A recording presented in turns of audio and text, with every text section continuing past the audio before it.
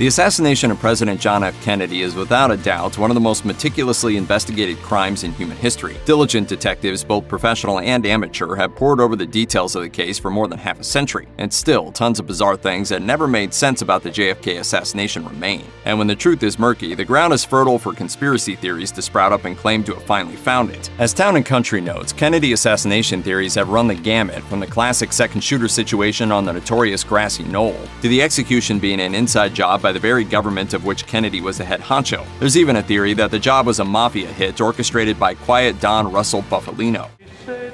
If they can whack a president, they can whack a president of a union.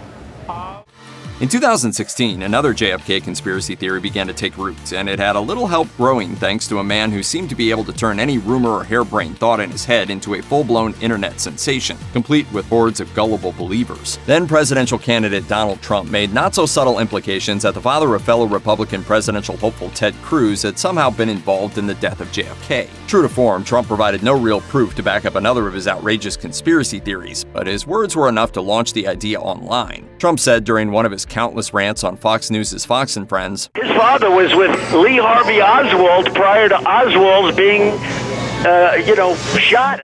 Despite misidentifying the name of the extremely well-known person who was notoriously killed that day in 1963, he was able to get the idea to take hold thanks to a little help from his friends over at the National Enquirer. The tabloid had run a cover story with a photo of a man it claimed was Rafael Cruz handing out flyers with Oswald on the streets of New Orleans a few months before the shooting.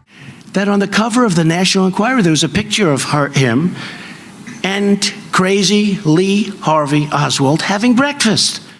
The Washington Post looked into the claim and found that some circumstantial details may have backed up the notion that the man in the photo was Ted Cruz's dad. He may have lived in New Orleans at the time. There's also the fact that the man in the photo has never been identified, except by the one photo scanning company cited by the Enquirer. But the theory hits a pretty deep pothole when it comes to what those flyers said. Oswald was passing out pro-Fidel Castro literature, a cause the New Yorker noted would not have been supported by Rafael Cruz, a Cuban emigre who opposed what Castro had done with his home country. So barring a very unlikely smoking gun, this JFK assassination theory probably won't be changing our understanding of that day anytime soon. In September 2016, Ted Cruz forgave Donald Trump for the slanderous things he had said about his father. According to the Texas Tribune, he also forgave the future president for the things he had said about Cruz's wife, Heidi. Cruz told the newspaper, "I've spent several months thinking about it, praying about the right course of action, and I've discussed the right course of action with both Heidi and my dad, both of whom I love with all my heart, and all three of us have decided to forgive the past." But Cruz's road to being a bigger man was a rough one, to say the least. The Washington Post reports that his political feud with former President Trump didn't pull any personal punches. In March 2016, Trump had threatened to, quote, spill the beans on Heidi Cruz, without providing any explanation as to what might be revealed by said beans. The following day, he retweeted a photo criticizing Heidi's looks and implying that his own wife, Melania, was better looking.